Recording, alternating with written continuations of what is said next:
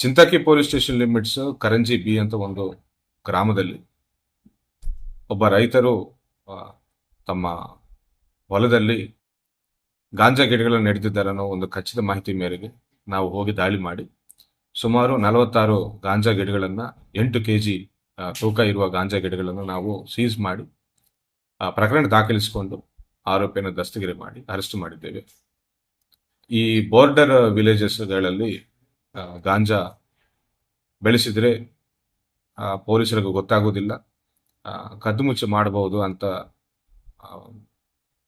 ಈ type of ಕಾನೂನು ಬಾಹಿರ ಕೆಲಸಗಳನ್ನು ಮಾಡುವ ಎಲ್ಲರಿಗೂ ನಾವು ಎಚ್ಚರಿಕೆ ನೀಡುತ್ತಾ ಇದ್ದೇವೆ. ನಾವು ಮಾಹಿತಿ ತೆಗಿತಾ ಇದ್ದೇವೆ. ಖಚಿತವಾಗಿ ಇಂಥವರ ಮೇಲೆ ಕಠಿಣ ಕ್ರಮ ಜರುಗಿಸಲಾಗುವುದು ಅಂತ ಹೇಳ್ತೇವೆ. ಮಾದಕ ವಸ್ತುಗಳಿಂದ ದೂರವಾಗಿರಿ ಅಂತ ನಾನು ಹೇಳ್ತಾ ಇದ್ದೇನೆ. ಈ ರೀತಿ ಮಾಹಿತಿ ಗೊತ್ತಾದ ತಕ್ಷಣ ನಮಗೆ ತಿಳಿಸಿ ಬೀದರ್ನ ಡ್ರಗ್ಸ್ ಮುಕ್ತ ಜಿಲ್ಲೆ ಮಾಡಬೇಕಂತ ನಾವು ಪ್ರಯತ್ನ ಮಾಡ್ತಾ ಇದ್ದೀವಿ. ದಯವಿಟ್ಟು ನಮಗೆ ಕೈ ಜೋಡಿಸಿ ಅಂತ ಬೇಡಿಕೊಳ್ತಾ ಇದ್ದೀವಿ.